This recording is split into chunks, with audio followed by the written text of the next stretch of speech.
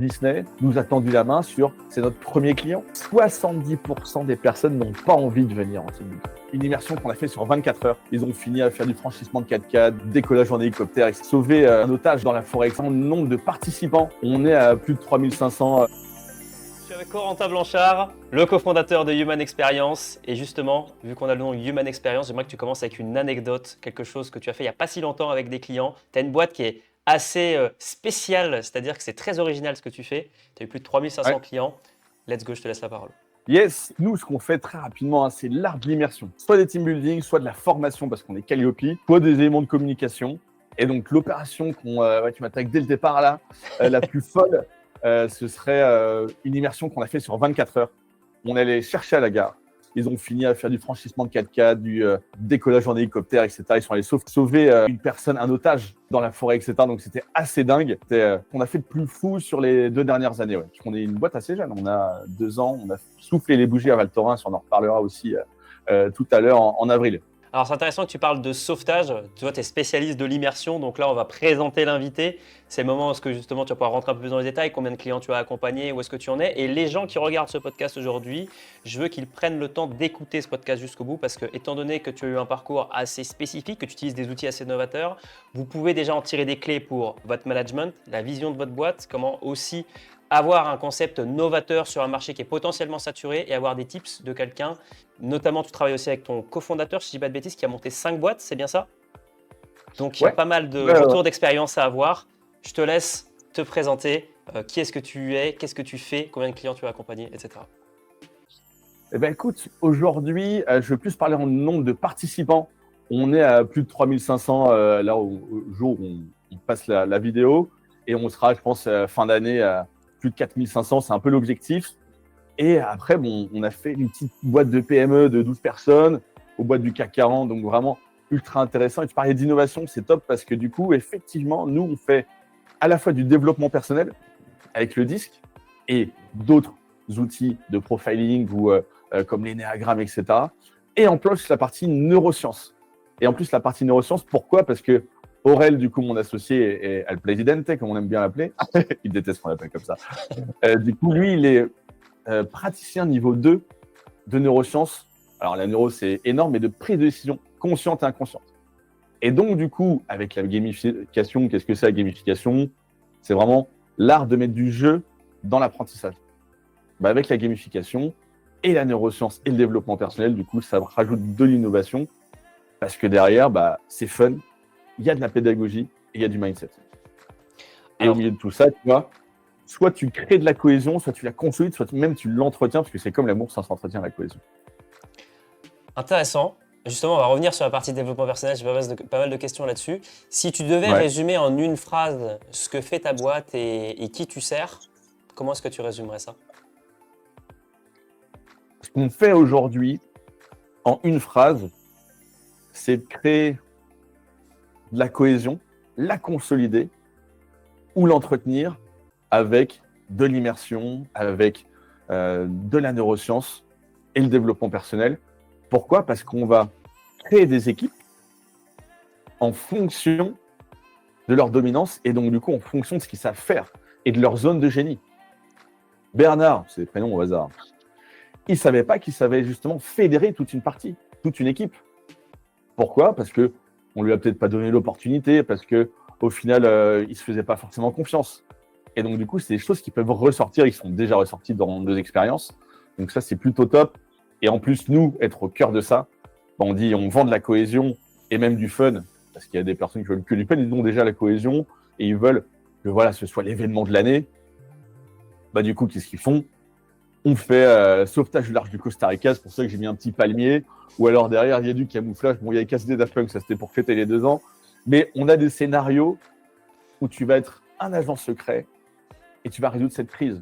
Ou alors un événement fun, tu vas sauver les tortues au large du Costa Rica, tu vas exfiltrer un ambassadeur du Liban, tu vas récupérer une œuvre d'art volée. Enfin, plein de scénarios, et il y en a qui sont un peu secrets, dont je ne pourrais pas parler aujourd'hui, mais qui sont en train de sortir. C'est plus de 70 scénarios. Enfin, tu vois, c'est Aurel et toute l'équipe du Game Lab qui sont un peu les têtes pensantes qui disent on doit créer une expérience sur mesure. Ok, on y va.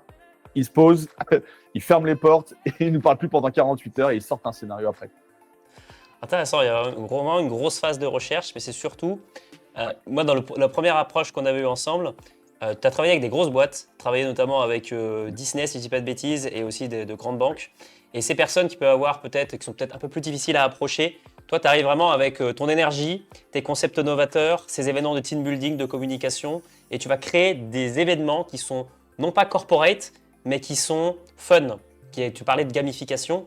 C'est quoi le process créatif derrière pour pouvoir livrer ces clients-là? Qu'on parle quand même de clients un peu corporate quand même, ou un peu de gros clients. C'est quoi l'approche? Comment est-ce que tu les rencontres? Comment est-ce que tu les livres? Et comment est-ce qu'on fait pour... comment on est onboardé en fait? C'est quoi l'expérience chez Human Experience justement de A à Z? De A à Z, en fait, on va poser un cahier des charges. Qu'est-ce que tu veux? Toute une liste de questions. Est-ce que tu veux que du fun? Est-ce que tu veux de la cohésion? Quelles sont tes problématiques? Qu'est-ce qui aujourd'hui te coûte? Parce que c'est ça. Aujourd'hui, c'est une expérience, mais qui va derrière repartir avec des outils, soit de communication, soit de management, soit de vente, soit même après derrière de pilotage d'équipe. Donc derrière, être sûr que les directeurs que tu as, les managers que tu as, etc., vont pouvoir derrière avoir les outils pour manager leurs équipes et repartir en plus avec du fun. Donc il y a cette première partie cahier des charges où là on va voir avec le client qu'est-ce qu'il souhaite. Et après derrière, on lui propose différents scénarios qui sont faisables soit en français, soit en anglais. Et parce qu'on a fait ça dans plusieurs pays en Europe, on le fait dans 4 langues différentes. On a fait plus de 70 scénarios, tu vois, c'est un peu ça, parce que j'ai pour coutume de dire les hommes mentent, les femmes mentent, mais pas les chiffres. Donc j'essaye de montrer effectivement ce qu'on peut faire. Et donc du coup, cette deuxième partie, on propose les scénarios. Le best-seller, c'est Exfiltration Internationale. Parce que toi comme moi, on connaît des personnes, des anciens de la DGSE, des anciens du RAID, etc. Ok, on a cette chance-là déjà, mais on n'a jamais fait une exfiltration internationale. Et donc, du coup, il y a ce petit côté agent secret, ce petit côté James Bond, ce petit côté Mission Impossible qui est super cool et qui est assez intriguant. Donc ça, c'est le best-seller vraiment qui fonctionne. Et après, derrière, il choisit son scénario. En fonction du scénario, on a un pack scénographique. Donc, on a différentes lumières, on a différents décors, on a différentes tenues. Tu vois, sur Exfiltration Internationale, moi, j'ai un gilet tactique. Sur Sauver Tortue large du Costa Rica, j'arrive avec les lunettes de soleil, le bob, la petite chemise de vacances, etc. C'est pas la même atmosphère. Et l'immersion, elle se fait pas avec des lumières et des lampes et du son, mais ça rajoute au fait que l'immersion parte du scénario et de l'histoire. Et après, derrière, effectivement, tu rentres déjà, même 10 jours avant le D-Day, dans l'immersion, parce que tu as le questionnaire du disque, typiquement, qu'on va t'envoyer, parce que tu vas recevoir des mails en immersion, en plus juste avant, quoi. Ok. Et c'est quoi qui déclenche vraiment un effet waouh en fait chez les clients? Ou est-ce que, voilà, encore une fois, ils viennent peut-être d'un monde un petit peu corporate, ils ont l'habitude de faire des team building, ces choses assez sérieuses, là où est-ce qu'on crée de la cohésion. Et là, vous venez avec quelque chose qui est un peu complètement what the fuck, mais qui est vraiment génial. Comment est-ce qu'on provoque cet effet waouh chez les gens? À quel moment est-ce qu'il y a cet effet waouh qui se déclenche? Déjà, qu'on leur dit on peut pas tout vous dire. Quelle curiosité. Tu vois le truc, c'est que déjà, on va avoir ce truc où on garde une part de mystère, même au client final. Ce qui est dangereux, mais ce qui fonctionne toujours parce qu'ils comprennent. Ah ouais, donc l'immersion, elle a déjà commencé alors qu'on n'a même pas signé, on va envoyer le devis, etc. Mais on ne peut pas tout dire sur le scénario. Parce que souvent, la personne qui achète, elle va aussi vivre l'expérience. Et du coup, ça, on n'a pas envie de gâcher. C'est comme si tu es à Noël, on t'ouvre les cadeaux, on dit tiens la boîte. Ouais, mais je sais déjà ce que c'est un peu dommage. Et donc là, on cultive ce petit détail, mais on en donne un peu quand même. Parce que du coup, tu as des petits indices et tu fais partie des insiders, tu vois. Parce que quand même, tu as le privilège d'être dans les premiers échanges avec nous. Par contre, on ne te dira jamais tout, parce que sinon, on casse ton jouet, quoi. Donc, il y a ce petit effet qui commence déjà.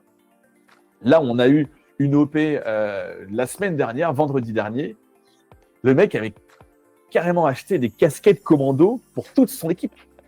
Tu vois, donc ça commence déjà là. Même lui, de sa propre initiative, il les avait briefés à midi en disant « Vous allez faire partie d'un commando, etc. » Et nous, on les entraîne un peu aussi à leur donner un peu l'univers pour qu'ils puissent tisser leur équipe avant.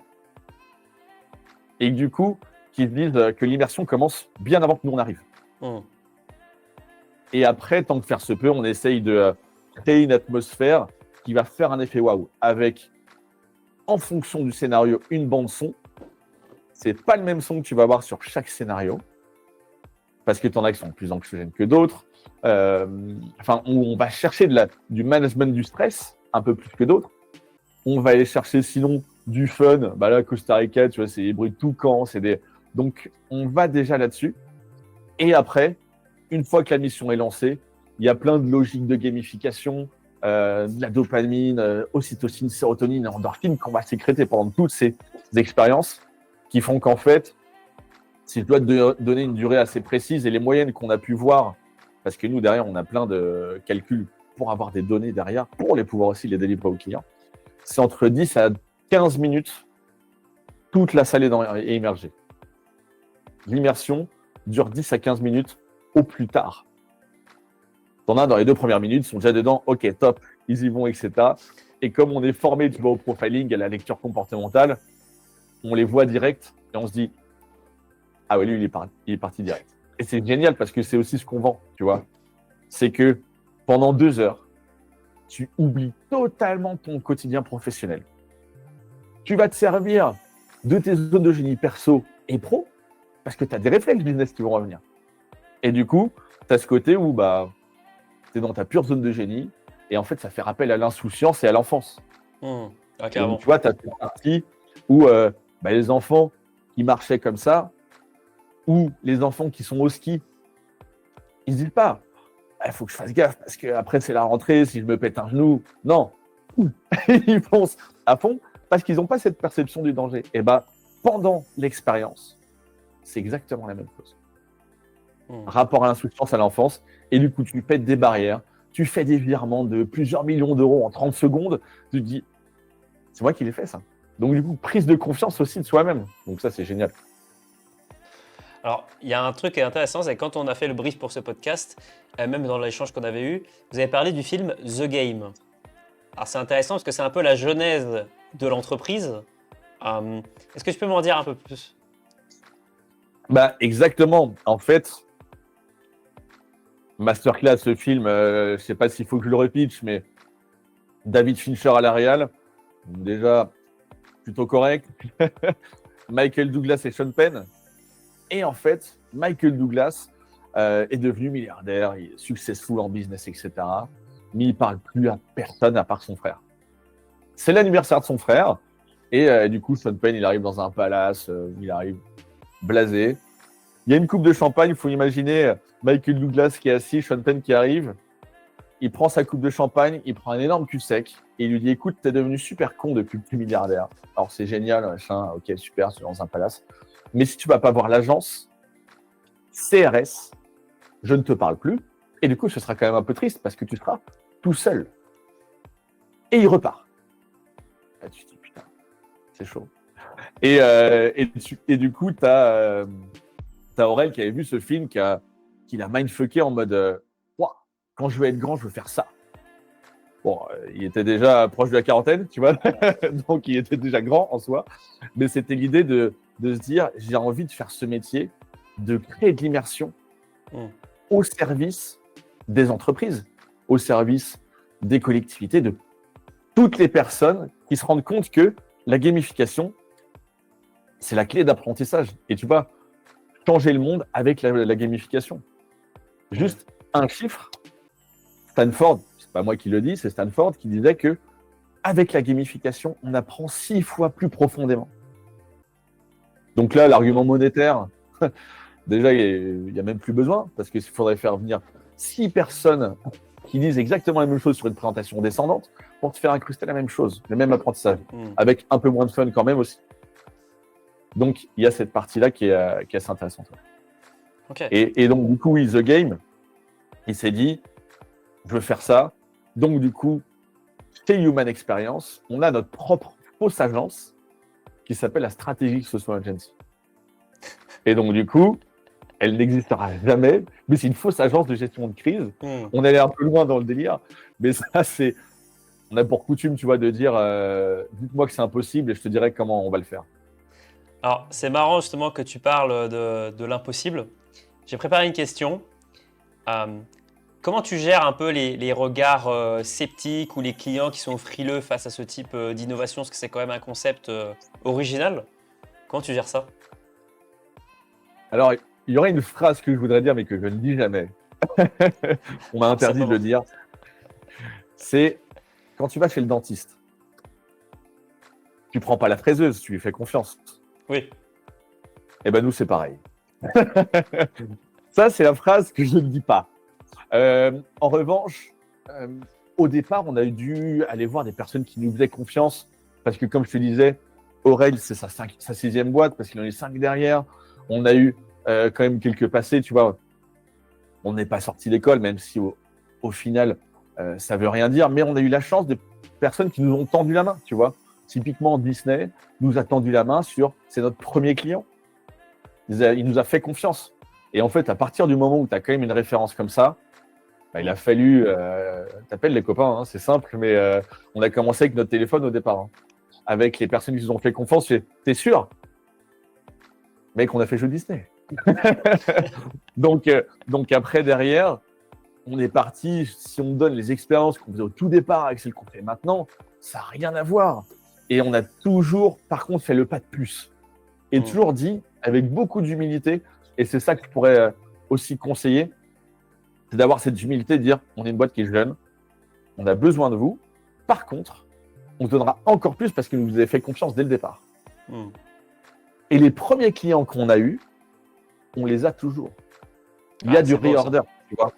C'est génial parce que c'est cool. Parce que, bon, il y en a, voilà, ils font un team building tous les 5 ans, voilà, mais on a des boîtes qui nous ont fait confiance et qui ont renouvelé, et on a fait 15 dates avec eux. On en a d'autres, on a fait 5 dates. Tu vois, on n'a que 2 ans d'expérience. Et ça continue, tu vois. Donc ça, c'est vraiment cool. Je touche du bois et de la peau de singe pour que ça continue, parce qu'on s'emploie vraiment, par contre, à ceux qui nous font confiance, à aller faire le pas de plus. Tu vois, vraiment aller encore surprendre. Et attends, on a fait 3 scénarios, on a fait exfiltration, on a fait Costa Rica, on a fait sauvetage d'éléphants, préservation animale, pardon. Qu'est-ce que tu vas encore faire? Ah bon, on en a encore un. Et donc, du coup, il dit, ouais, on sait comment ça fonctionne, etc. C'est pas grave. Même en connaissant les coulisses, on peut encore te surprendre. 2 ans après.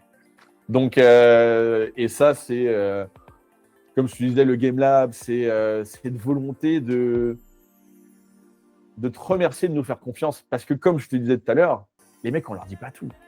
Ouais, c'est clair. Donc, voilà, on joue un peu la carte risquée en mode, non, on peut pas tout te dire. Ouais, je sais comment ça fonctionne. Et après, ils repartent, on leur pose la question, est-ce que la promesse était tenue?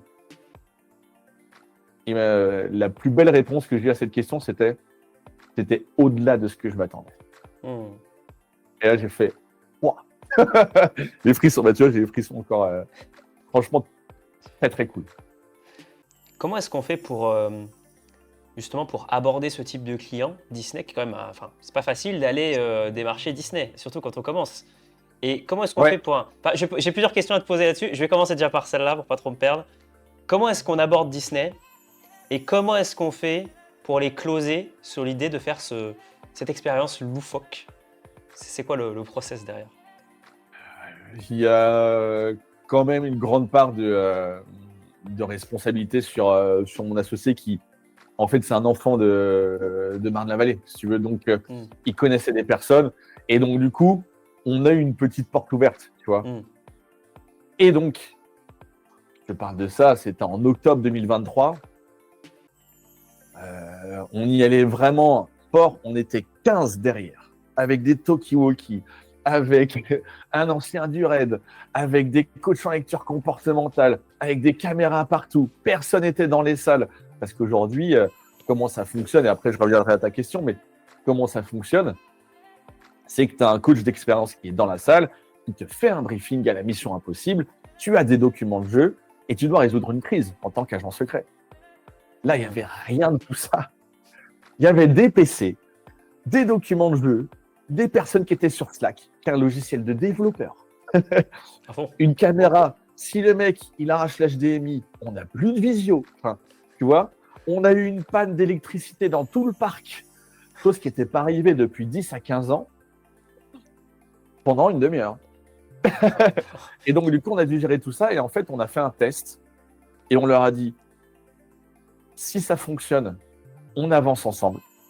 Si ça ne fonctionne pas, bah merci de nous avoir fait confiance. C'était déjà énorme, c'était déjà un énorme pari. Et après, bah, on quittera bons amis. Et en fait, il se trouve qu'on est encore en contact, qu'on fonctionne encore, qu'on a fait de la formation chez eux, etc.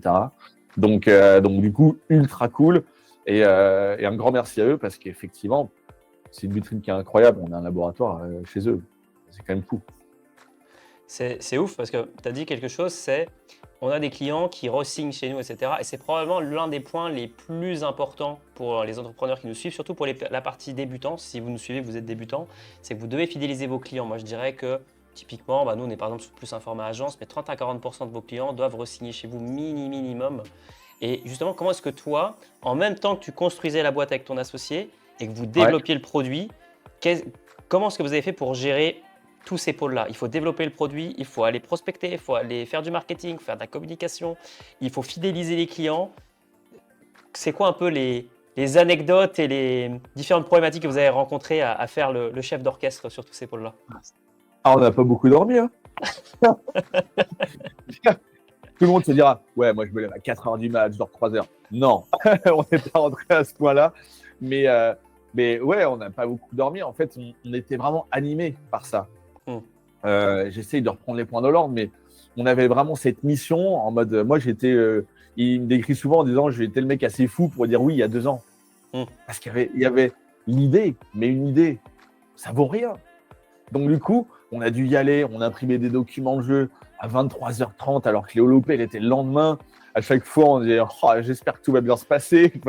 Donc, on y allait vraiment, comme on dit, avec nos couteaux et nos idées. et derrière, on a foncé. Et tu vois, on a coutume de dire aussi, fait est mieux que parfait. Ce que je répète on l'a souvent. fait. Ça n'a pas toujours été parfait. La perfection, de toute façon, c'est chiant. Par contre, nous, on est sur l'excellence. Tu as payé quelque chose assez cher. Derrière, il faut que ce soit excellent. Et donc, du coup, on a toujours peu dormi, aller chercher le moindre détail, la cohérence, parce que c'est ça aussi, c'est que dans le scénario, il faut que tout soit cohérent. Nous, notre format, c'est des expériences immersives réelles. C'est un smart team building, c'est tout ce que tu veux, mais nous, on a mis expérience immersive réelle. Après une longue journée dans un cabinet, justement, à Lille, une belle agence qui nous a dit, justement, les gars, vous êtes trop passionnés. On leur a dit, mais comment on fait? Heureusement que vous venez nous voir, parce que du coup, comme vous êtes trop passionnés, vous avez besoin de quelqu'un d'autre. Et nous, on disait, c'est pas un escape game, c'est pas un team building, parce qu'on va plus loin que ça, mais comment ça s'appelle? Et donc, du coup, grâce à eux, du coup, on a réussi à mettre un nom sur ça. Ils nous ont dit, on va vous ouvrir le cerveau, on va tout mettre sur la table, et après, on va le ranger dans des cases. Je leur ai dit, les gars, c'est dégueulasse, mais ça a l'air stylé. Donc, du coup, on y allait. C'est comme ça qu'après, on a étape par étape, on s'est fait accompagner. Aujourd'hui, on est des pros de l'immersion, on n'est pas des pros du marketing, on n'est pas des pros du réorder, etc. On s'est fait accompagner et on s'entoure aussi de personnes qui sont dans leur zone de génie. On a une directrice commerciale, on a un event manager, la partie marketing, etc. On s'est aussi entouré. Alors ça, c'est aussi la partie d'Aurel. Et après, se faire connaître dans les événements. Donc, tu vois, on y va tous les deux. On fait tous les événements de notre région. Et après, derrière, s'il y en a dans d'autres, à Bordeaux, à Lyon, dans les grandes villes, pour qu'on se fasse connaître aussi, parce que l'idée, c'est les ambitions de 2025 et 2026, c'est aller chercher toute la France et l'Europe et le monde entier, tu vois. Donc déjà, The One Thing, déjà dans ta région, très beau livre pour le coup. Un des premiers qui nous a permis de construire le modèle de se dire déjà, on se fait connaître où on est, et ensuite, je t'explique pas, mais le quartier, la ville, le pays, quoi. Ouais, vous avez eu des Donc étapes voilà un de peu. progression à chaque fois, du local au Ouais, régional et au national ensuite. Logique. Ouais. c'est ça.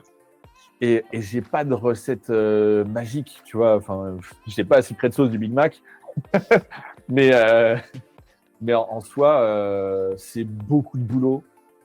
Regarder devant et se dire, bon, se remercier aussi et se dire, j'ai beaucoup de respect pour les entrepreneurs qui sont tout seuls. Et ceux qui sont tout seuls, mon gars, t'en as pas un qui va aller chercher l'autre, dire, attends, mec, regarde ce qu'on a fait derrière aussi, parce qu'on a quand même fait tant de clients, tu vois, des personnes qui nous ont fait confiance et on continue d'accompagner d'autres personnes. Donc, c'est aussi ça où des fois, j'ai pas peur de dire, faut se frotter les épaules et se dire, putain, bien joué, on l'a fait, tu vois. Et ça, c'est des trucs où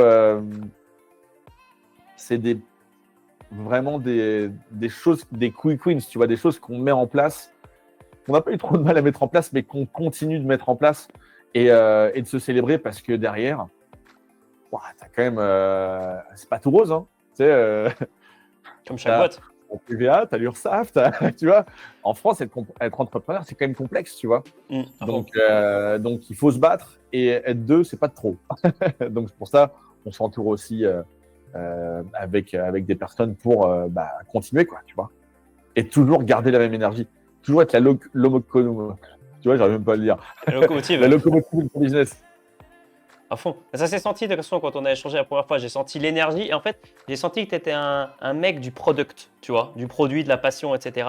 Et si vous regardez ce podcast et que vous êtes aussi quelqu'un qui est passionné par le produit, etc., l'un des problèmes que vous pouvez avoir derrière, c'est si vous êtes seul, potentiellement d'avoir des pics d'émotivation aléatoires, c'est potentiellement pas être fort en marketing, c'est pas savoir marketer votre produit. Et je pense que l'axe aussi que vous avez très bien trouvé, c'est de vous faire accompagner, mais surtout de développer un positionnement unique. Et c'est une des raisons pour laquelle aussi on s'est contacté, c'est que vous avez un positionnement qui est unique, que moi j'ai cherché, que j'ai pas trouvé autre part. Et donc ce mécanisme unique tout de suite vous sépare de la concurrence. Sur cet axe-là, on a parlé MBTI, on a parlé DISC, on a parlé de plein d'outils qui, en fait, de manière solo, on peut se dire, mais ces outils je ne vois pas comment en faire une salade, quoi. Et vous en avez fait une parfaite salade composée de qualité. Et c'est vrai que moi, ça m'a parlé direct. À quel moment est-ce que toi, tu as compris justement que tu avais... c'est Aurel, hein, c'est bien ça, hein, je prononce bien son prénom. À quel moment est-ce que tu as compris qu'avec Aurel, vos deux profils, ils étaient parfaitement complémentaires et vous êtes dit, ok, c'est une histoire de fou, mais on est chaud, on y va. Surtout que toi, t'as cru en son idée, tu vois. C'est un truc de fou. Ouais. Alors, Aurel est un très bon storyteller, faut le dire. mais au-delà de ça, en fait, je crois pas au hasard. Ça fonctionne pas pour moi, ça n'existe pas. Je crois aux rencontres. Et ça fait je déteste ces phrases toutes faites, mais c'est tellement vrai. Et là, tu vois, on fait une visio 19 avril 2021 sur l'acquisition client sur LinkedIn, pour raconter un peu l'histoire. Moi, je suis en train de lever des fonds pour des opérations immobilières. Lui donne un workshop pour une école que j'ai faite. Et du coup, tu envoies un message sur LinkedIn à la fin, que je regarde des fois parce qu'il me fait vraiment trop marrer nos premiers échanges. L'association, c'est pire qu'un mariage, vraiment.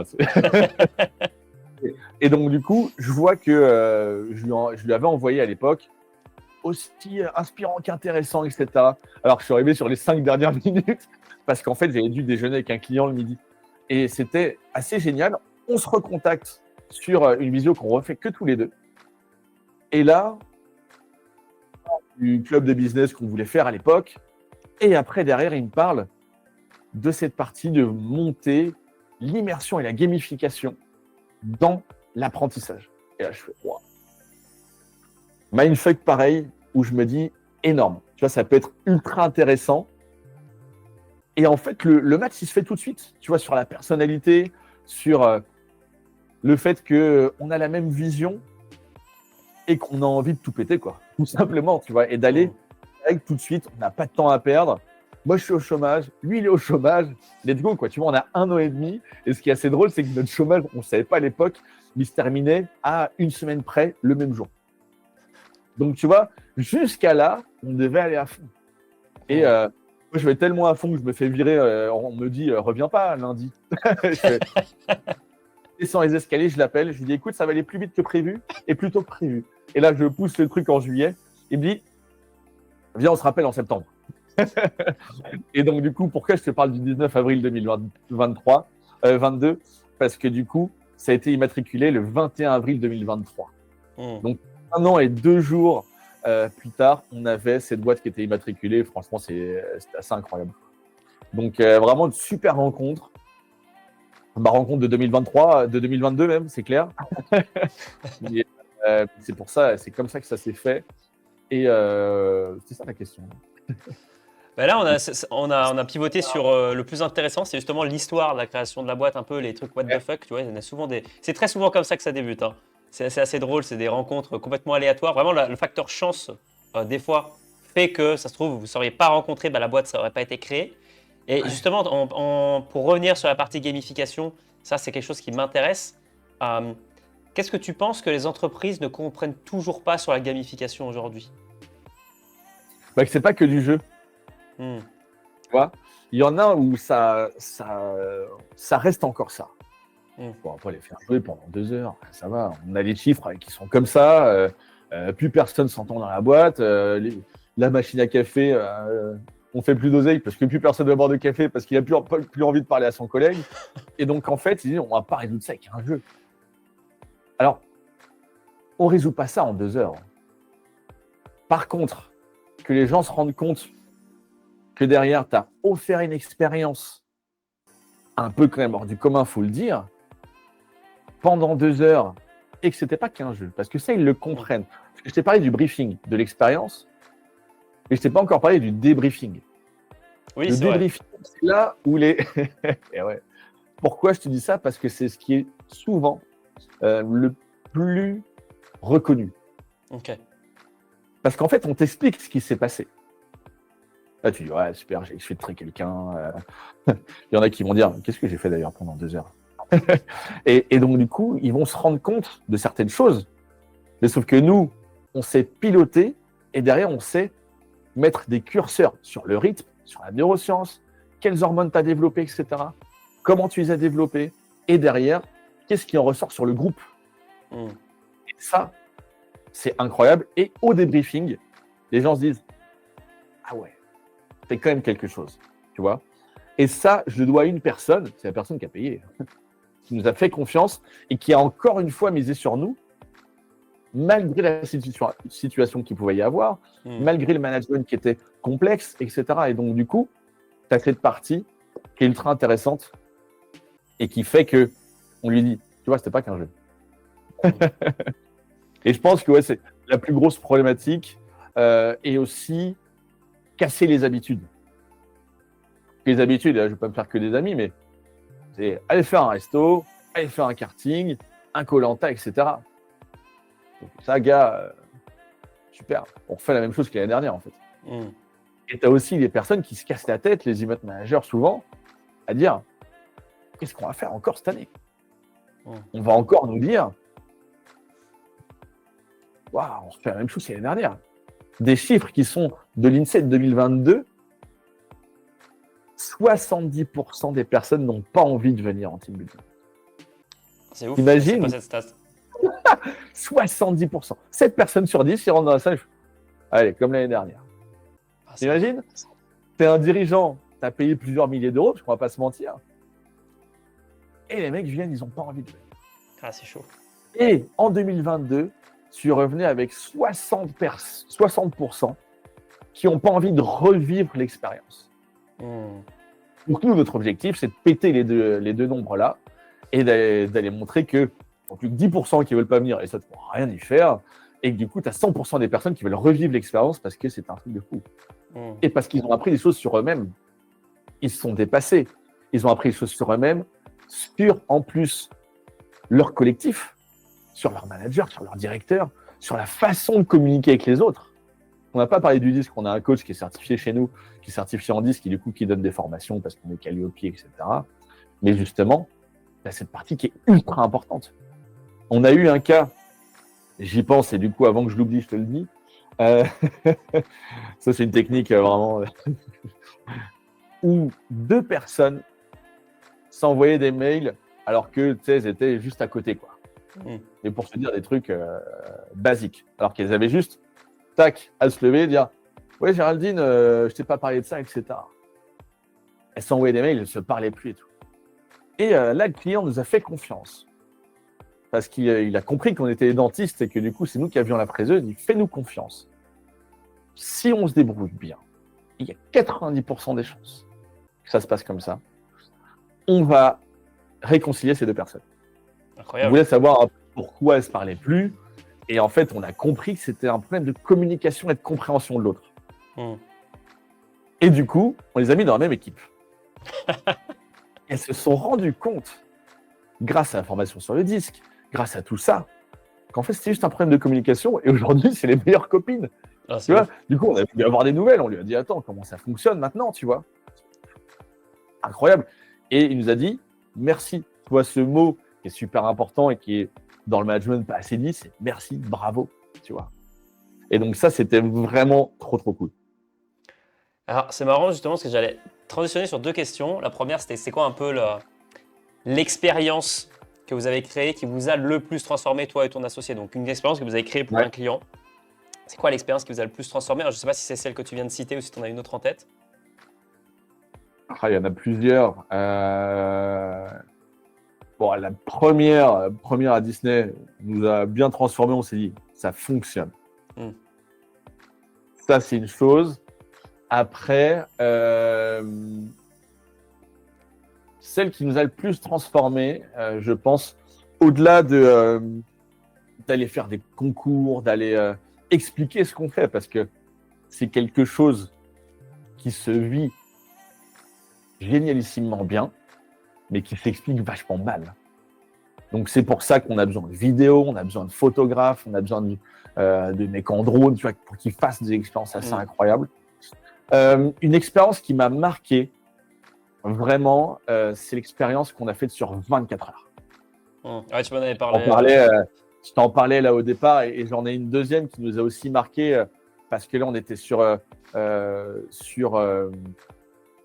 alors, un événement qu'on a géré pendant 24 heures, mais sur toute une après-midi aussi qui était vraiment intéressante. La première sur 24 heures, c'était assez incroyable.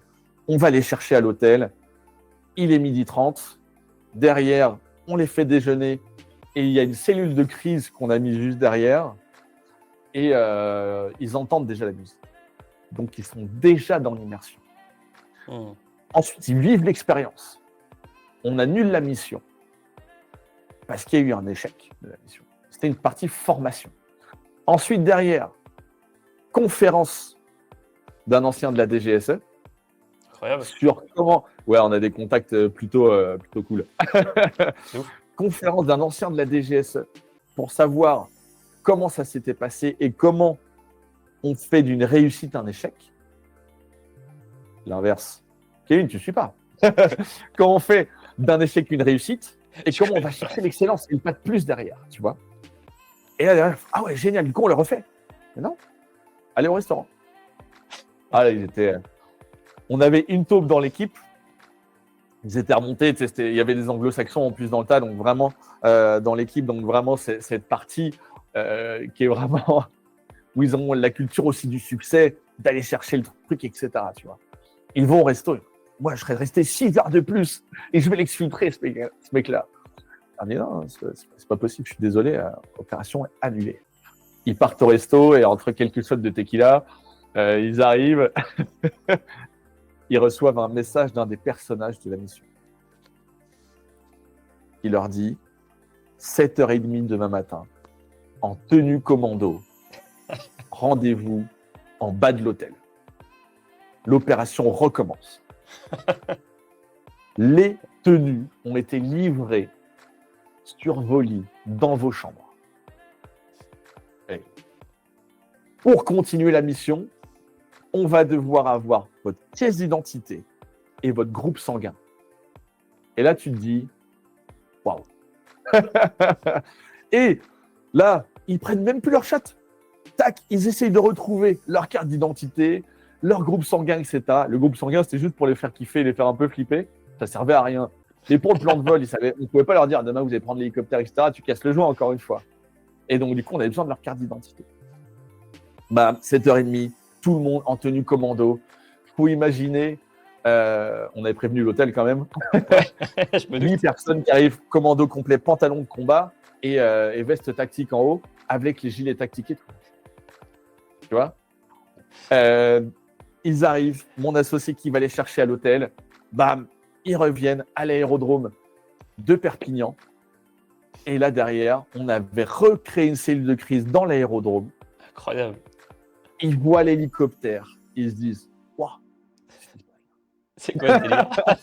Et donc là, ils sont 8. Et donc, en fait, on fait 2 groupes de 4. Un groupe qui va, on les briefe très rapidement. Ils recommencent la mission de zéro. Ils disent, ouais, c'est bon, on l'a fait hier, c'est facile. Pas du tout, gars. Parce que nous, on a cette partie où on pilote derrière. Et donc, on a des rebonds de négociations parce qu'on a été formé aux négociations complexes par des anciens du RAID aussi. Et derrière, typiquement, Aurel, il était à la cellule de crise d'Air France pendant le Rio-Paris notamment. Donc, toi, niveau gestion de crise, ça va. On peut rajouter un peu de gestion du stress. Et donc, du coup, on arrive et là, ils font 2 équipes de 4. Une qui part directement à l'hélicoptère et une qui recommence la mission. On pourrait dire, merci, ils refont la même histoire. Pas du tout. Parce qu'en fait, on va changer la façon d'aborder la mission, on va changer les méthodes de communication. Et donc, du coup, bam, ils arrivent à un certain point. OK, l'équipe revient qui a fait sauvetage d'un otage, récupération, du coup, des armes pour le stand de tir et franchissement de 4x4. Ils reviennent. Et là, ils ont le principe de la boîte aux lettres mortes. Je ne sais pas si tu as vu. Ouais, je connais, ouais. Bureau des légendes. Des messages. Ouais, je connais. Exactement. Pourquoi ? Parce que le rotor de l'hélicoptère, il peut durer que 3 minutes. Il ne faut pas qu'il s'arrête. Et donc, du coup, il pose, c'est un principe de la DGSE, il pose des informations à un endroit, tac, ils n'ont même pas le temps de se faire passer son information, il y en a trop. Et donc, du coup, bam, tu as la deuxième équipe qui repart, qui va chercher un deuxième otage pour des questions aussi de kiff. Ils ont vécu la même expérience. Qu'ils puissent profiter de l'expérience, exactement. Ceux qui disent pas, ouais, non, on a tiré avec des armes. Alors, pas à balles réelles forcément, parce qu'on est en France. En Albanie, c'est beaucoup plus simple. et donc, du coup, ils reviennent et après, derrière, ils terminent la mission ensemble parce que c'est quelque chose qu'ils ont construit ensemble. Syndrome Ikea, ce que je construis a de la valeur. C'est pour ça que la table qui a un pied qui est pété, tu la gardes quand même parce que c'est toi qui l'as construit, cette table-là. Et donc, du coup, après, débrief neuro sur ce qui s'est passé et lecture comportementale et disque. Sur comment je me suis comporté, etc. Les grands principes du disque. C'est excellent. Et après, derrière, désactivation. Parce que bon, 24 heures en immersion, alors avec des sas de décompression, hein, c'est obligatoire. Hein. Mais ça peut être quand même assez long. C'est ouf quand même parce que la question qu'on peut se poser, c'est en termes de logistique derrière, c'est-à-dire qu'il faut louer les hélicoptères, il faut réussir à négocier, à expliquer le message derrière, tu vois, genre, ils vont se dire, mais je prends un prestataire par exemple, où tu l'abordes, tu dis, écoute, on fait une expérience avec telle grosse boîte, etc. Comment est-ce qu'on convainc ces personnes-là parfois d'avoir accès à de la logistique un peu what the fuck en fait? Là, c'était une prise de risque de leur part aussi. Ouais. Ça, c'est clair. Une énorme. Je te parlais de confiance tout à l'heure. Ils ont compris aussi la puissance de ce qu'on pouvait faire très rapidement. Et du coup, là, pour le coup, il y a une partie qui vient d'eux parce qu'ils se sont dit, les gars, on a tant de budget. Faites ce que vous voulez. On vous fait confiance. Et du coup, on leur donnait aussi des points d'étape, ce qu'on avait en tête, tu vois. Mais grosse confiance. Et après, derrière, on ne les a pas déçus, tu vois. Donc, tu as cette partie où tu nous fais confiance. Par contre, on va mettre le paquet. On a rajouté plein d'innovations dans le scénario pour eux. On a rajouté des personnages, on a rajouté des process, on a rajouté de l'intégration en streaming, en temps réel et tout. Enfin, tu vois, on est allé vraiment très, très fort parce que les mecs nous ont fait confiance et ils ont dit, tu vois, ils ont posé sur la table, ils ont dit franchement, et on leur a dit, on n'a jamais fait ce que on va vous proposer. Par contre, ce qui est sûr, c'est qu'on va le faire. Beaucoup d'innovation. Et que derrière, vous allez vivre une expérience que vous n'avez jamais vécue de votre life. Et quand aussi tu prends des exemples et que tu dis, voilà, on va faire venir un ancien de la DGSE qui a fait plusieurs mois dans des pays plutôt chauds. Il a plein d'anecdotes et aujourd'hui, il a aussi un savoir-vivre, un savoir-être, un savoir-faire qui peut communiquer à vos équipes avec des vraies problématiques que vous avez. Derrière, ils nous ont dit « Ok, les gars, on y va ensemble. » Tu vois? En fait, ce qui est très fort, c'est que je trouve, et c'est ce qui m'a plu en fait dans le premier échange, c'est qu'il y a l'angle un peu fun, tu vois, qui peut justement, Ouais. comme tu l'as dit à un moment, les gens Toujours. peuvent se dire, ok, c'est rigolo, etc. Mais il n'y a pas que du jeu en fait, parce qu'il y a la double face du yin et du yang, où est-ce que, ok, il y a un gros côté dev perso, il y a un gros côté apprentissage de compétences, apprentissage de soi. Donc à la fois, Ouais. c'est un côté très applicable au business, mais en même temps, un côté très fun des connexions et relations humaines. Et c'est ça justement qui est assez puissant. Si on prend l'opposé complet de tout ça, ça a été quoi le plus gros échec? Alors pas forcément en termes d'expérience, mais le plus gros échec que toi, tu as rencontré dans ta vie d'entrepreneur, euh, que tu te dis, mais vraiment a posteriori, je suis content de l'avoir eu, je suis content de l'avoir vécu, parce que ça m'a renforcé pour monter cette boîte. Le plus gros échec pendant Human, Alors, pendant ces 2 ans, toute période confondue dans ton parcours entrepreneurial, c'est-à-dire avant Human ou pendant Human.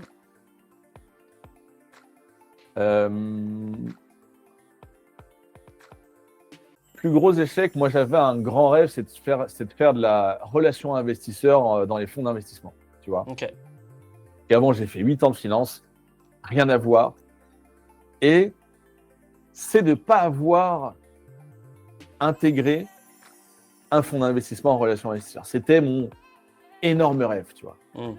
Mais au final, petit burn-out, claque, classique, 8 ans de finance à Paris, ça laisse des traces. Et donc, du coup, je l'ai vécu comme un échec au départ en mode putain, je rêve de ça et j'arrive pas. J'essaye d'entrer par une porte, j'y arrive pas. J'essaye d'entrer par une porte, j'y arrive pas. Et en fait, qu'est-ce qui s'est passé? C'est que du coup, grâce à ça, j'ai pu me recentrer et m'ouvrir à justement qu'est-ce que j'ai vraiment envie de faire et quelle est ma zone de génie, tu vois. Ouais, c'est ça. Et là, je rencontre Aurel. Et donc, du coup, c'est le plus gros échec pour l'instant. Et encore une fois, je touche du bois et de la peau de ça. Mais qui m'a été aussi la plus grande opportunité, tu vois. C'est ça qui a été le plus dur sur le moment en mode j'y arrive pas. J'y vais 1 fois, j'y vais 2 fois, j'y vais 3 fois. Ça marche pas. Et à un moment donné, tu te bats contre les murs, à un moment donné, ça fait mal, tu vois. Donc, ça a été vraiment sur le moment le truc le plus douloureux. Je rentre chez mes darons, tu vois, enfin, mec, j'ai pas loin d'avoir 30 ans, c'est le syndrome du Tanguy, en mode. Et tu vois, j'ai eu aussi un super entourage parce que personne ne m'a jugé, tu vois. Ouais, c'est vraiment ce truc où je suis rentré et personne m'a dit ah ouais, on a pris une école de commerce pour ça, tu vois. Personne m'a dit ça. Et justement, ils étaient encore plus derrière moi en mode après ça, tu continues de te battre. 2 mois, 3 mois après, tu y retournes, etc. Donc vraiment, c'était plus gros échec. Et en fait, plus belle opportunité derrière et plus belle réussite d'avoir aujourd'hui. On se regarde quand on a soufflé les bougies à Val Thorens avec Aurel. On se dit, putain, 2 ans. Ça fait 2 ans que ça dure. Et on rajoute encore des choses, on innove encore, on réinvestit tout pour surprendre encore nos clients, tu vois. Donc c'est ça vraiment qui nous éclate. Ça se Et sent. on a encore cette âme d'enfant pour rajouter des choses tu vois, typiquement, on a créé une salle chez Alema Business School à côté où tu peux interagir sur la fumée, sur le son, sur les lumières, sur la température de la salle. Quand même chaud, tu vois. Donc, c'est plutôt poussé et c'est pour ça qu'on dit l'immersion puissance max sur le logo. Parce qu'on va vraiment toujours plus fort. Et c'est ça justement que ça fait la liaison parfaite avec la prochaine question. C'est pourquoi est-ce que tu penses que ton approche, elle peut transcender les cultures à l'international? Parce qu'aujourd'hui, comme tu l'as dit, vous avez vraiment cette vision de scaling où est-ce que vous avez commencé avec un cercle proche de personnes chaudes vos connaissances un peu plus éloignées, ce qui vous a permis d'avoir Disney. Ensuite, il y a eu du local, du régional, on est sur du national, mais là, vous visez encore la portée internationale. Donc, c'est-à-dire qu'il y a Ouais. la barrière des langues, il y a plus de logistique. Pourquoi est-ce que toi, tu penses que ton approche, elle peut transcender les cultures et comment est-ce que vous prévoyez de faire ça? En Inde, il n'y a pas de jeu. Aux C'est-à-dire? US, il n'y a pas de jeu. Ouais, Bah, nous, on fait oui, de oui, l'immersion avec la gamification. bien sûr, Et tout le monde joue dans le monde entier. c'est clair. Donc, en fait, les barrières, c'est quoi? La langue. Bah, tu vas chercher des consultants anglais. On le fait déjà. Hein. On le fait déjà aujourd'hui. La logistique, bah, potentiellement, tu crées des agences dans le monde entier. Et donc, derrière, c'est comment aussi rajouter et faire de ces barrières potentielles des opportunités, tu vois. En soi, tu adaptes. Et encore une fois, dis-moi que c'est impossible, on va dire comment on va le faire. On en revient à On ça, peut c'était le but de la livrer question, c'est clair. des kits scénographiques à Bordeaux, à Lyon, dans des agences, tu vois. Et donc, en fait, il n'y a rien d'impossible. C'est ça qui est génial avec ce modèle, c'est que une personne qui n'a pas vécu l'expérience ne sait pas ce que c'est. Mm. Et donc, du coup, elle part de zéro. C'est toi qui crée l'expérience, c'est toi qui crée l'immersion. Donc, du moment que l'immersion est là, que la promesse est tenue, comme je te disais, les expériences d'il y a 2 ans, c'est pas du tout les mêmes expériences qu'aujourd'hui. Et pourtant, il n'y a personne qui nous dit « Ah, il n'y a plus de Talkie-Walkie, etc. » Non, parce qu'on l'a modifié, on l'a amélioré, tu vois. Et donc, il y a cette partie où pourquoi c'est scalable? Bah parce que tout le monde joue et tout le monde a envie de jouer. Et de plus en plus, les personnes se rendent compte de la puissance de la gamification, tu vois. Et en plus, la partie anglo-saxonne, je t'en parle même pas. Les US, ça fait 20 ans qu'ils font de la gamification.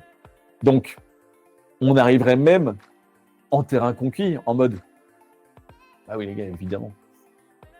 C'est Je dis pas intéressant que ces c'est différences. quelque chose qui va être simple à mettre en place. Oui, mais bien sûr. Et voilà, la semaine prochaine, on est à Los Angeles. C'est pas ce que j'ai dit, Kevin. mais effectivement, c'est un but. Et dès le départ, déjà il y a 2 ans, on était dans ce truc dans cette vision d'aller chercher l'international. Mm. Et justement, les différences, tu as souligné le point des différences aux États-Unis, elles sont souvent très en avance sur nous, sur plein de concepts, pas toujours sur tout, Ouais. mais en tout cas sur le monde du marketing, etc. C'est quoi un peu les différences que tu vois, ce que tu m'as dit, si je dis pas de bêtises, que tu avais déjà bossé à l'international avec d'autres clients. C'est quoi un peu les différences que tu vois entre des clients français, des Européens, hors Europe? Le mindset. Ah, on en revient. Alors ça, c'est souvent sujet de discussion avec mes clients. Ça, c'est bizarre, c'est toujours les mêmes sujets qui reviennent. Et, tu vois, j'ai souligné cette partie où les anglo-saxons, quand on est allé vers l'échec, non, non. Toi, tu as décidé qu'on annulait, moi, j'ai pas décidé qu'on annulait. Et donc, du coup, on va continuer. Tu mets une barrière en béton armé devant moi, je la casse en deux. Je vais peut-être me faire un peu mal au crâne. Mais moi, j'ai décidé que j'allais y aller. Donc, si tu n'y vas pas, moi, j'y vais. Ce mindset-là est, qui est extrêmement important. Et c'est pour ça qu'on le fait aussi dans les écoles de commerce, tu vois, avec l'académie qu'on a mis en place, sur les formations, sur leur impulser ce mindset international, parce qu'on donne des cours sur des problématiques d'entrepreneuriat, des problématiques de management, et aussi d'aller chercher le mindset international. Là où, effectivement, on est allé au Luxembourg, en Belgique, etc. On a côtoyé des personnes et des clients internationaux. Et on a ce truc, pour moi, le plus grand combat, c'est d'aller chercher justement le pas de plus et qu'on se rende compte que rien n'est impossible. Et c'est avec ça qu'on le fait aussi dans les écoles pour former les jeunes générations dans les écoles de commerce, dans d'autres écoles de management, d'autres écoles du digital, etc. Et ça commence, pour le coup, on le voit, ça commence à être pris en compte. Mindset, on part de loin. Bah, se heurter au mindset français, c'est quelque chose. La différence qu'il y a entre le public français et le public international. Ça me surprend pas. Et l'écart se réduit quand même. Alors, l'état d'esprit, c'est effectivement un point récurrent. J'en discute souvent avec mes clients. Euh, Tu parlais justement que c'est difficile d'entreprendre en France. Toi, on le sent tout de suite, il y a un optimisme qui est contagieux. Euh, Quel conseil tu donnerais à un entrepreneur qui a une idée originale, mais qui doute? Soit parce que justement son idée originale, tout le monde lui dit ça ne fonctionnera pas, ou parce que son environnement n'est pas aussi positif que toi, le tien que tu as pu avoir. Qu'est-ce que tu dirais à cet entrepreneur qui a une idée originale, mais qui doute? Let's go. Go big or go home. Soit tu y vas à fond, soit tu y vas pas. Et en plus, on bosse avec des vidéastes et on a un pote vidéaste qui met souvent ça en story en ce moment parce qu'il a ce mindset aussi anglo-saxon international. Il met souvent go big or go home parce qu'on se le dit tout le temps entre nous, tu vois. Et je l'ai tatoué ici, life is a game. La vie, c'est un jeu, tu vois. Donc, il y a cette partie où si tu n'es pas prêt à y aller à fond, c'est OK. Et n'y va pas. Par contre, si tu es prêt à y aller à fond, à aller contredire tout le monde et dire les gars, vous ne croyez pas en moi, c'est pas grave. Moi, je crois en moi, j'y vais. Je vais peut-être me planter. Par contre, j'y serai allé et je vais forcément apprendre des choses, tu vois. Donc, il y a cette partie où derrière, tu ne pourras pas avoir de regrets si tu y vas et si tu crois en toi. C'est le seul truc. Moi, je me bats contre les regrets, se dire « Oh, j'aurais dû le faire ». Non. Je l'ai fait. J'ai bien fait de le faire. Je me suis pris une porte, mais au moins, j'aurais pu ce petit truc dans la tête de « Si je l'avais fait, peut-être que ça aurait marché ». Non, je le tente. Test and learn. Tu testes, tu y vas, ça fonctionne. Incroyable, ça ne fonctionne pas. C'est pas grave. Tu auras quand même appris des trucs. Et pour le coup, go big or go home, c'est vraiment ce qui me caractérise le plus. Tu y vas à fond. Avec les risques que ça comporte. Bien sûr. Mais tu y vas en pleine conscience et tu laisses aucune part au doute. Et après, derrière, tu fais aussi des pas de côté à un moment donné pour te dire bon, foncez. Là, je me suis pris quand même quelques portes. Se remettre en question. Tu vois, et c'est là où c'est ambivalent. C'est pas simple d'être entrepreneur, tu sais de quoi je parle. Oui, c'est clair. Aller toujours tout droit et des fois faire un pas de côté pour se dire est-ce que je suis dans la bonne direction ou est-ce que là je vais me taper tout l'Atlantique et ça va être un peu long quand même. Ça va être un peu long si tu es en kayak de traverser l'Atlantique, tu vois. Donc on va regarder si on est au bon endroit, si on peut passer plutôt par la Méditerranée, ce sera peut-être un peu plus court, même si ce sera quand même sport. Quand est-ce que toi tu prends des moments des fois pour faire des pas de côté et je pense que c'est absolument essentiel de faire ça. Tu prêches un convaincu. Ouais. De prendre un moment parce que juste tu t'ennuies. Mais c'est là parce que c'est souvent des petites révélations stratégiques au niveau du marketing. Tu as une idée, tu as un truc en tout cas qui apparaît. Tu te dis, ah tiens, si je mettais ça sur le produit, si j'en sais tel concept. Oui. Comment ça se passe de ton côté sur ce type de moment-là? C'est là que l'équipe est ultra importante. Tu vois, c'est là où nous, on a la chance de s'être entouré vraiment avec des personnes qui vont être peut-être moins fonceurs et qui vont dire attention. Et de par leur légitimité, parce que sinon, elles ne seraient pas dans le headquarter qu'on a chez nous, dans le top 4, tu vois. Elles ne seraient pas dans cette garde rapprochée. Parce que c'est eux qui vont nous dire ok, comment ça s'est passé? On a des enquêtes de satisfaction sur toutes nos expériences. Donc, du coup, en fait, on se remet en question toutes les semaines en fonction de ce qui a été répondu. Parce qu'on n'est pas pour se frotter à chaque fois les épaules et se dire ouais, les gars, c'était super, c'était incroyable. Ouais. Franchement, tu sors de l'OP, il y a des clients qui sont chauds, qui t'ont dit oh, c'était dingue. Mais ils n'ont pas encore eu les retours de tout le monde. Donc, si ça se trouve, le retour qu'il va y avoir jour J et le retour qu'il y aura à J+15 seront diamétralement opposés. Et nous, encore une fois, on est une boîte jeune. Donc, du coup, derrière, il faut qu'on se remette en question souvent. On n'est pas encore un paquebot qui fait 10 millions de CA, qui va tout droit dans le monde entier, etc. Pas du tout. Mais on a cette agilité à la fois mentale et de process. Donc, c'est ça, je pense, qui fait que on va tout droit avec Aurel parce que c'est notre zone de génie, c'est créer des idées, les valider, les affirmer, les infirmer, les modéliser, etc. OK. Par contre, le pas de côté, on le fait quand même toutes les semaines. Parce qu'on s'est mis des créneaux pour ça, tu vois. Et c'est, je pense, la réunion la plus importante de la semaine. C'est retour satisfaction. Tu vois? Et avoir on pourrait dire, ouais, c'est un temps de perdu. Non. Pas du tout. On fait Pas la du même tout, ici. parce que, et même si je suis en déplacement, même si je peux faire 2 villes dans la même journée, que je suis dans le train, etc., on ne loupe jamais ce point. Ou alors, si on l'a loupé, on le reporte dans la semaine parce qu'il ne faut pas attendre une semaine. Parce que l'OP que tu as eu, elle est le mardi, tu vois, pour te dire. Parce que si tu as eu une OP le lundi, tu la loupes, tu vas attendre une semaine pour en parler. Bah non, il faut que dès le mardi, tu puisses justement avoir ces éléments que tu pourras rajouter sur les OP du mercredi, du jeudi, du vendredi. Parce que les problématiques que tu as rencontrées le lundi, tu vas peut-être les rencontrer même le mardi après. Tu vois? Donc, il faut avoir cette agilité pour ne pas refaire les mêmes erreurs et passer à l'action. C'est des réunions assez rapides. On fait la revue de ce qui se passe et qu'est-ce qu'on doit mettre en place. Toujours un honneur, une action et la semaine d'après, est-ce qu'on a mis en place ou pas? Tac, et on avance, tu vois.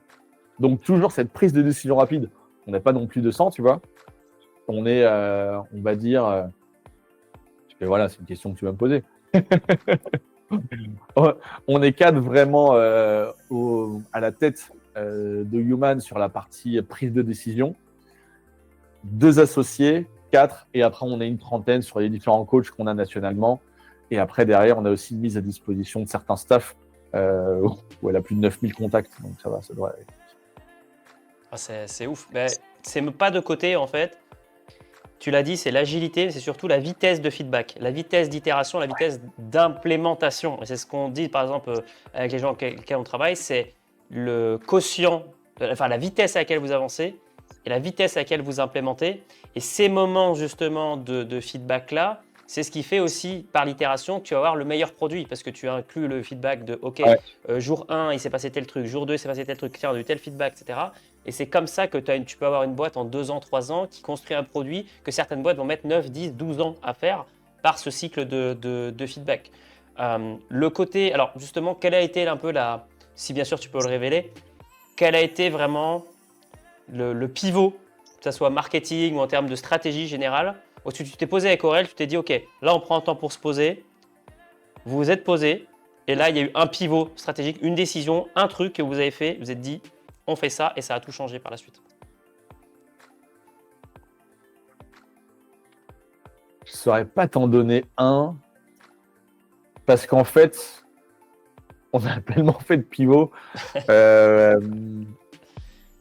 Si. Ouais. Et ça, pour le coup, ça a tout changé. Et je rebondis juste sur les critères de satisfaction.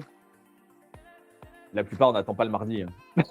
Parce que comme c'est direct sur un site, on le regarde direct. Et si ça s'est bien passé, voilà. Mais sinon, on s'appelle directement le soir même.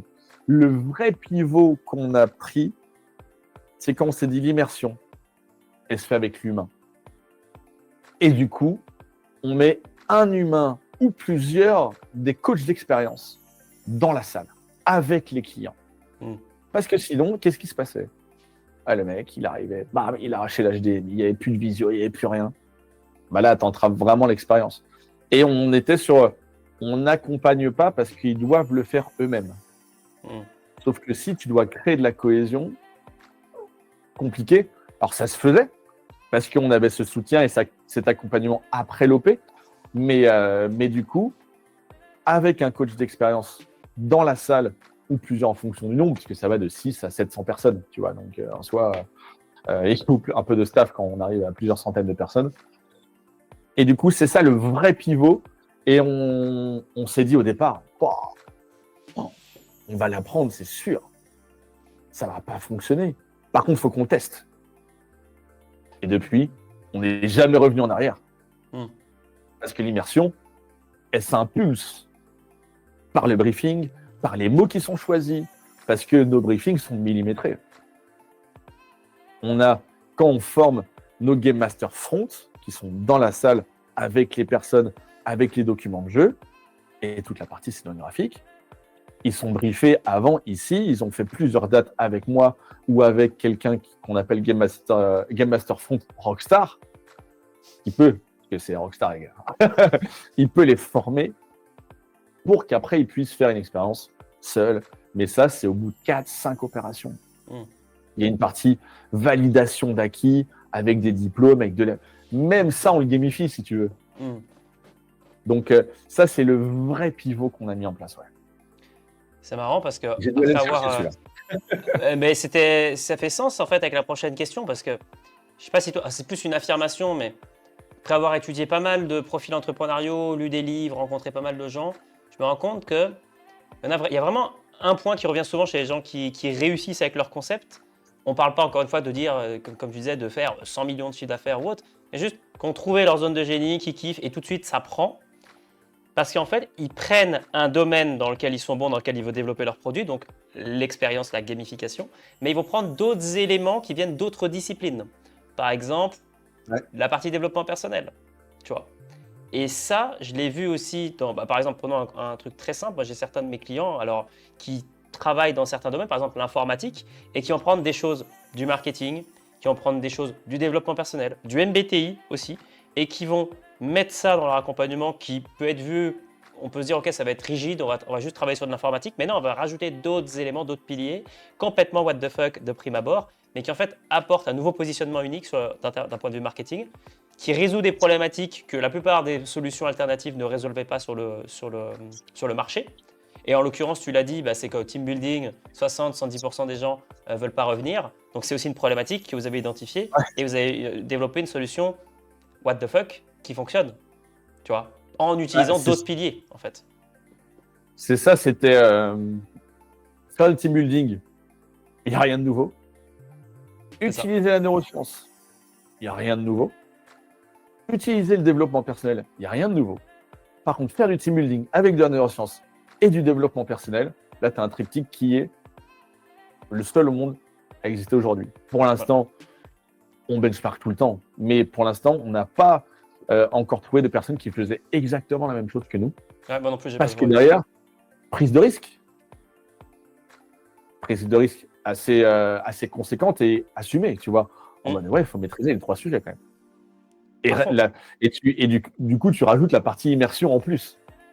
C'est logistique, le recrutement, bien filtrer qu'on a des experts dans leur domaine et non pas des charlatans, notamment avec le développement personnel. On voit partout des coachs partout sur Internet. Donc, c'est vrai que des coachs d'experts. Des coachs d'experts de coachs. C'est ça. Mais c'est de prime abord, c'est des grosses compétences. À partir recrutement, structuration, faire le marketing. Il faut comprendre les mécaniques de gamification pour que ça soit intéressant et intelligent et pas que ça soit bête et méchant, que ça soit dynamique. Il faut que chaque expérience soit nouvelle. Par exemple, si on a une boîte, comme tu l'as dit, qui reste pendant 2 ans, 3 ans, il faut que chaque nouvelle expérience soit différente. Donc, il faut beaucoup de créativité et de réflexion. Ouais. Donc, c'est beaucoup plus difficile de faire ça. J'aimerais qu'on passe sur la vision. Parce que tu m'as parlé que vous n'étiez pas encore un paquebot. C'est quoi la vision dans 10 ans de Human Experience? Où est-ce que vous aimeriez en être et quel impact vous aimeriez avoir dans le monde? Un paquebot, c'est pas super agile.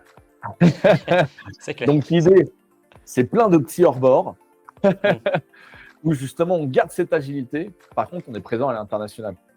Comment ça va se faire dans 10 ans? Quelle sera l'évolution? Honnêtement, je n'ai pas de boule de cristal. Par contre, la vision qu'on a, c'est de changer le monde avec la gamification. Et pour ça, c'est s'entourer plus. Est-ce qu'il faudra lever des fonds, pas lever des fonds, s'endetter, pas s'endetter? Parce que pour l'instant, on est bootstrap et on a 0 tête. Tu vois, donc c'est cette partie aussi où on est assez fier. Ouais, à fond. Parce que on l'a fait, comme je disais, avec nos couteaux et nos idées, mais vraiment. Parce que quand on n'avait plus de chômage, on ne peut pas dire du coup, on va demander un emprunt. Non, on a continué. Et donc, du coup, dès le départ, on a fait comme si on n'avait plus de chômage. Donc, il y a vraiment cette vision qu'on a, qui est commune avec Aurel, où pour le coup, on n'a pas besoin de se réorienter souvent sur la vision parce qu'on a souvent la même. Donc, comment ça va se faire, quel chemin on va prendre, etc. La vision globale, c'est d'aller chercher le monde entier sur de la gamification, avec même de la communication d'événements, tu vois, parce que on en a et diversifié au maximum, et de rajouter de l'immersion dans n'importe quel événement. Ça va Même, on a eu des personnes qui étaient en festival. On les a croisés sur le salon de l'événementiel Event à Paris. Ils ont dit, c'est un festival, comment vous pourrez les rendre immersifs?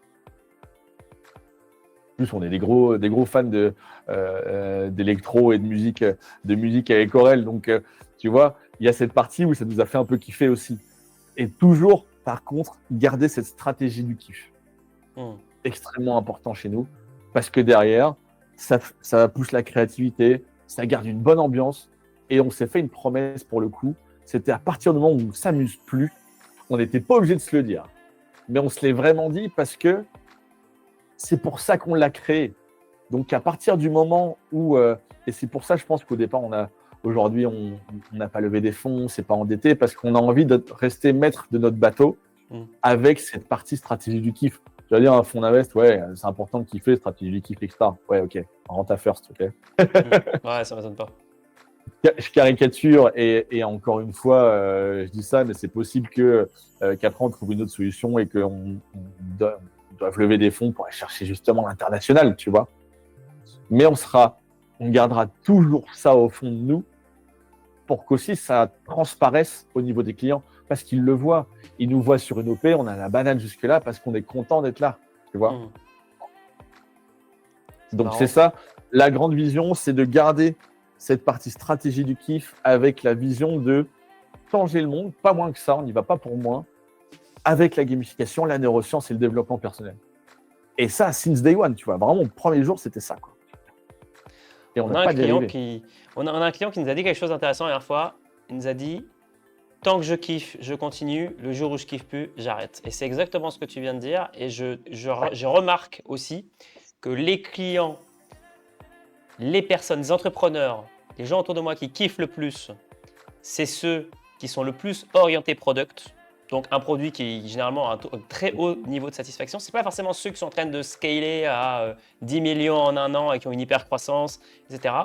C'est des gens qui maîtrisent leur croissance, qui maîtrisent leur développement, qui vont à leur rythme, mais qui derrière ont un tel retour client que dans tous les cas, leur marketing sera forcément alimenté que de bouche à oreille et de très bons retours clients, etc.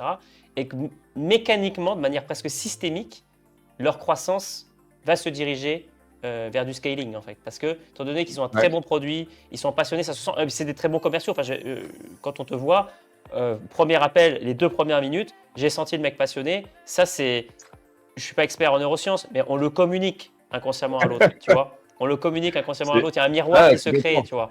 Donc, ça se sent, en fait, que derrière, tu as envie d'embarquer dans l'aventure, en fait, tu vois. Et ça c'est aussi un trait récurrent des fondateurs qui réussissent. J'ai remarqué de mon humble avis, tu vois. Non, complètement. Et déjà, merci. et après, il y a cette partie où on incarne le message. Et après, tu as un énorme taf qui est fait aussi sur le closing parce que derrière, ok, c'est génial votre truc, mais c'est quoi? Donc, on peut rien dire. Ça marchait au début, ça marche plus. Maintenant, non. Tu vas devoir me dire parce que le marché aussi s'est resserré. On voit qu'aujourd'hui, on doit de plus en plus montrer pour convaincre. Et c'est pour ça qu'on a une grosse partie visuelle. Tu vois, une autre OP qui était assez incroyable qu'on a faite, c'est une opération en extérieur où c'était un codir où on a fait revenir, encore une fois, une ancienne de la DGSE, Maïline, avec qui on adore bosser parce qu'elle a géré une armée de 39 bonhommes. Faut imaginer des mecs du stade toulousain, tu vois, des mecs plutôt solides. Et elle les a dirigés pendant plusieurs années. Et franchement, j'ai trouvé ça remarquable. Elle a un parcours qui est ultra inspirant. Et du coup, qui est vraiment pour notre clientèle de Codir et de Comex. Parce que du coup, elle va leur dire les vérités. Pourquoi ils ne prennent pas de décision? Et derrière, comment ils peuvent être après coachés et prendre des meilleures décisions. Il y a du leadership. Et donc, on avait fait une OP extérieure où là, pareil, on va les chercher à l'hôtel, en van. Les mecs, ils étaient de la tête aux pieds. On n'avait pas mis de sport, parce que ça, on a. Déjà, parce qu'on n'est pas. Tu vois, on met le muscle qu'on fait le plus travailler, c'est le cerveau, dans nos expériences. Et du coup, derrière, on a tout un questionnaire, comme je te disais, pour savoir ce qu'ils veulent chercher. Et qui est assez rigolo, même celui-là, il est gamifié, tu vois, c'est est-ce qu'il y a un genou qui grince, tu vois. Et donc, du coup, on va les chercher à l'hôtel. Tac, ils ont 3 minutes pour aller changer. Bam, ils vont se changer, tac, on les amène avec le van sur une île, pas du tout une île, une partie extérieure à Jablin, où on a une tente, comme dans Casa del Papel, avec de la fumée qui sort des bidons, avec des tentes de camouflage. Et derrière, ils ont dû faire l'OP, ensuite reconnecter une parabole parce qu'il y a une rupture de courant, ensuite aller chercher un otage russe qui était dans la forêt. Et donc, du coup, on a modélisé le scénario pour eux, pour la partie extérieure. Et après, du coup, ils ont dû le remettre dans la voiture. Il est parti à toute berzingue, comme on dit. Et cette opération était vraiment top parce qu'après, tu as la partie interview aussi qui était intéressante. On leur a livré un after movie avec des drones, avec vidéo, avec des photos et interview pour eux et aussi pour nous, parce que c'était intéressant d'avoir aussi le retour à chaud de l'expérience. Donc, voilà, c'était une OP aussi qui était assez folle, celle-là. Et qu'on adore refaire aussi. C'est ouf. Donc, j'aimerais qu'on conclue sur 2 points. Alors, le premier, tu disais justement qu'il y a des interviews à la fin, etc. Donc, c'est-à-dire que l'entreprise qui fait appel à Human Experience, ils ont aussi des retours marketing, c'est-à-dire qu'il y a des vidéos de l'événement, enfin une espèce de vidéo débrief, et comment ça se passe, qu'est-ce qu'ils obtiennent en termes de livrables marketing. Ça peut être marrant, tu vois, déjà rien que pour soi d'avoir la vidéo de on a passé 2 heures au fin fond de la forêt à chercher un otage, ou alors même pour l'entreprise en interne, pour la culture et puis pour la communication. C'est quoi un petit peu que vous livrez là-dessus? Bah, en fait, ça dépend. Encore une fois, il y a plein d'options. Tu les prends, tu les prends pas. Par contre, on te les propose parce que derrière, bah, qu'on nous dise pas, ah, si vous l'avez proposé, on l'aurait pris. Ouais. Donc, ils repartent avec des outils. Et l'image pour ça, c'est génial parce que tu te rends compte vraiment de ce qui s'est passé. Donc, il y a After Movie, il y a la partie interview, il y a des livrables, comment communiquer avec les personnes, comment manager les personnes, comment augmenter ma perception en tant que vendeur de la personne qui est en face, comment adapter ma communication. Et donc, aussi, en fonction de ce que tu souhaites, on sait créer, partir de zéro et te donner l'outil que tu souhaites avoir à la fin. Comment gérer une crise sociale dans une entreprise? Ton Ça fait exemple partie. tout à l'heure était pertinent aussi. Un exemple très concret de ce qu'on nous a demandé vraiment pour des énormes boîtes qui sont aussi impactées dans des crises sociales, des grèves, etc. Comment un directeur d'usine va pouvoir gérer ça aussi? Est-ce que si on le met au fin fond de l'Amérique latine, comment il va pouvoir gérer ça? Et là, il n'y a plus de connexion Internet, il n'y a plus rien. Il faut qu'il gère ça tout seul. Et donc, c'était des demandes qu'on a eues justement sur des immersions très très fortes, sur 24 heures. Et comment on va faire pour, ils ont appelé ça eux-mêmes, hein, la journée de l'enfer, pour être sûr que derrière, on puisse être maître de son destin et garder un pilotage de son entreprise, malgré des grèves, malgré des crises sociales, malgré plein de choses extérieures qui ne sont pas de ton fait, mais qui sont là. Et donc, c'est aussi un outil pour ça. C'est ça qui est puissant, c'est qu'avec du jeu, avec des expériences, tu en retiens des leçons de vie, tu en retiens des outils de communication, des outils de management, des outils de gestion de crise aussi. Donc, ça, c'est vraiment très, très puissant pour le coup. Alors, justement, on parle de retenir des choses.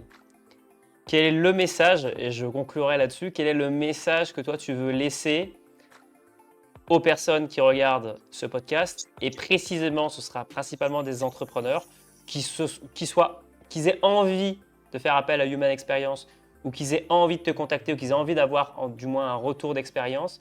Quel message tu veux laisser à ces gens qui regardent le podcast? Qu'on fait des choses extraordinaires, et on enlève tout le temps le E sur expérience extraordinaire, exceptionnelle, qu'on fait des missions exceptionnelles, qu'on garantit une chose, c'est qu'ils vont repartir avec des outils. Et que, au-delà d'un autre team building où ce que tu as gagné, c'est juste un mal de crâne sur la cuite de la veille, là, ils repartent avec une expérience, avec des outils pour mieux manager, pour mieux se connaître, et avec derrière une vraie conclusion et une cohésion qui va être très forte et du fun. Ils vont à la fois se marrer, à la fois mieux se connaître, à la fois mieux connaître le collectif et être mieux managé ou mieux managé. Donc ça, c'est quand même plutôt cool. Quel est je rajoute une question bonus. Quel, quel est le plus gros apprentissage en 2 phrases, ou un peu plus si tu veux? Quel est le plus gros apprentissage que tu as eu dans ton parcours entrepreneurial que les personnes qui regardent ce podcast pourraient, je sais pas, tirer d'expérience? Qu'en fait, des fois, on n'est pas au bon endroit au bon moment. Mm. Et il faut juste changer sa perception et se remettre en question et se dire qu'est-ce qui me fait vraiment kiffer et où est-ce que je dois aller. Parce que j'ai fait 8 ans en finance, comme je te disais, tout droit. Alors, c'est des choses qui me servent encore aujourd'hui, mais ma zone de génie, elle n'était pas là. Donc, prenez le temps de mieux vous connaître et de se mettre en face du miroir, ce qui n'est pas un exercice facile, Ouais. pour savoir qu'est-ce que j'aime faire. Est-ce que je peux être payé pour ça? Est-ce que le monde en a besoin? Et derrière, est-ce que j'ai envie de le faire vraiment? Le fameux Ikigai. Exactement. Le fameux Ikigai. Il l'a vu. Je l'ai vu, je l'ai moi-même utilisé par le passé, donc très bon outil. Eh bien, parfait, donc c'était Corentin Blanchard, une boîte qui s'appelle Human Experience, 72 scénarios créés, plus de 130 expériences vécues, 3400 participants aux différentes expériences, 95% de satisfaction client, et on se voit probablement pour un épisode à Paris pour la prochaine fois. Sur ce, je vous souhaite tous une très belle journée. Salut à tous. Ciao. Merci Kevin.